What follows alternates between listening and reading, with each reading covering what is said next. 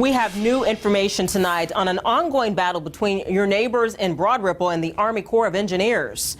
Just a few hours ago, officials released a new report reiterating their recommendation for a flood wall along Westfield Boulevard.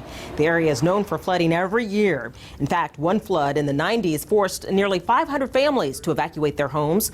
But tonight, the city says it has made itself clear that it will not support the structure because of the large number of concerns from families who live along the canal.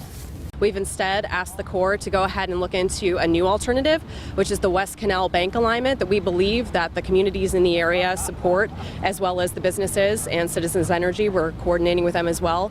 So the Corps has given us every indication that they're going to now look into this new option and study the feasibility and the cost of that.